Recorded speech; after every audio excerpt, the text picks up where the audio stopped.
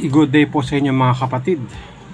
Meron po tayo mga coins dito na gusto kong talakayin sa inyo. Ayan, alin po ba rito yung mga mabenta at binibili sa ngayon ng mga kolektor natin?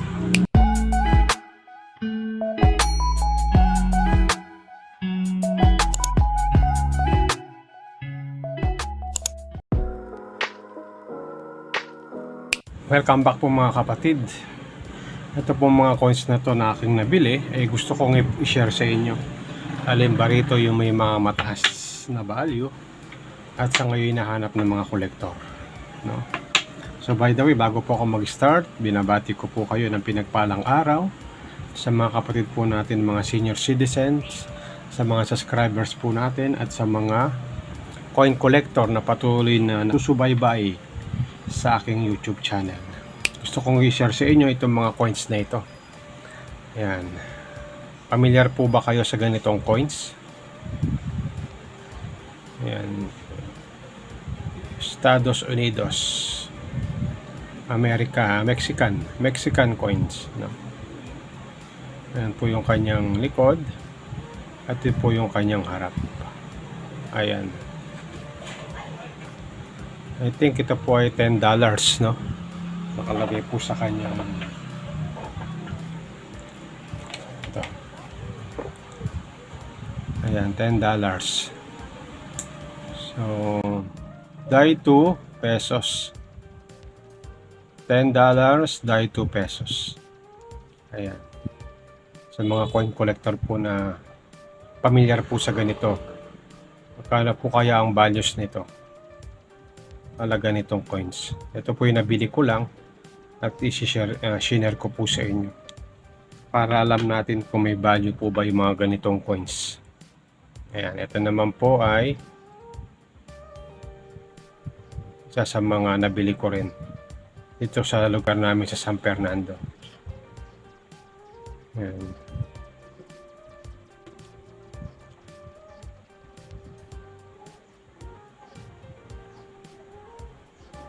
Familiar po ba kayo sa ganitong barya?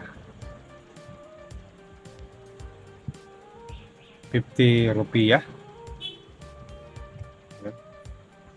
So, ayan po, no? Ito naman po yung isa sa mga Mexican coins. Estados Unidos, Mexican. Ayan. Ito naman po ay nasa 5.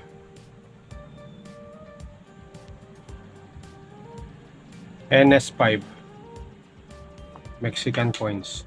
Ito rin po ay isa sa mga Mexican coins. Maliit na po siya. Kanina po 5 NS. Ito po ay nasa 1 na lang. $1. Ayan. So sa tingin nyo po, magkano po yung mga values nito sa mga collector po natin? I think ito naman po ay coins ng Nepal. Marami mga collector ang mayroon po nito, no? Nepal coins. I think dito po ginaya yung mga coins natin na 10 piso at mga 20 pesos. Yung ganito, no? Ayan, yung copper po yung nasa gitna at yung kanyang gilid. Ayan. Ito naman po, isa sa mga magandang coins din, na Bank of Indonesia naman siya. Year 2000. Ayan, Millennium coins ng Indonesia. Ayan. Kelapa Sawit. Ayan. 1,000 po siya, no? R1000. Ito po ay coins ng Indonesia. Karamihan po sa kanila may mga eagle, ano? May mga agila. Symbolize ng katapangan, katanyagan. Next, ito naman pong isa sa mga armor 1999. Laytuba coins.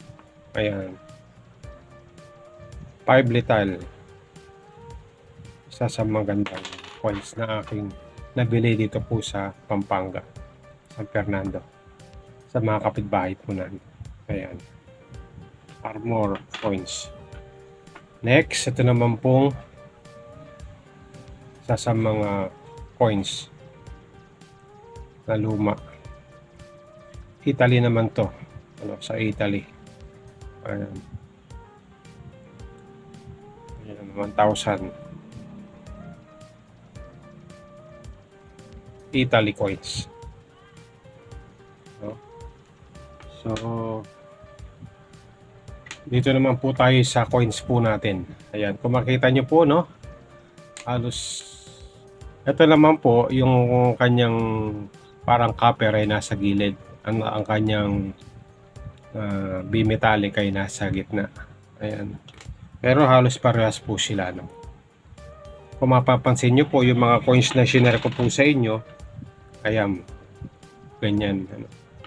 Ito po yung magkaparehas. Ginaya po.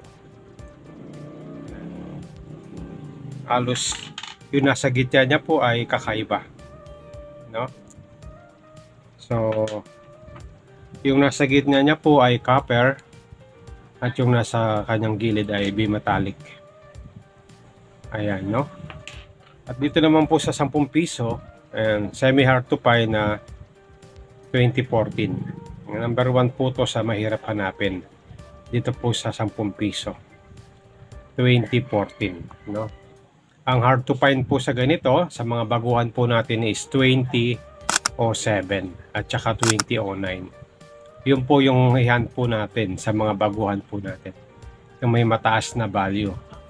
Nasa 1,500 pataas ang presyo na. Yung ganitong coins na year 2007 at saka year 2009.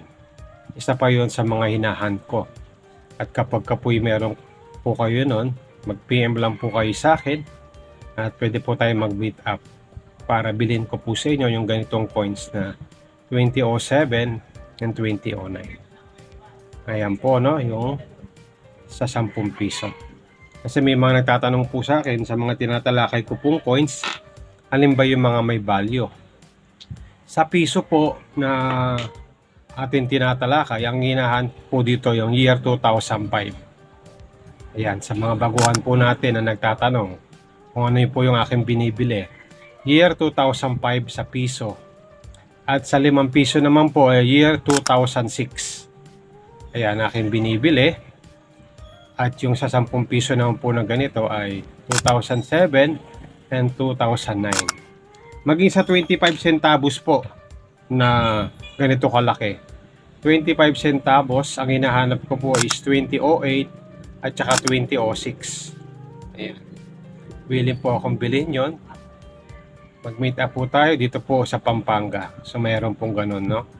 2008 at saka 2006 na 25 centavos. Yun po yung binibili ng mga collector po natin, no? So maraming salamat po sa inyong pagsubaybay sa aking YouTube channel. Kung meron po tayo natutunan, please like and subscribe sa aking YouTube channel. Peace.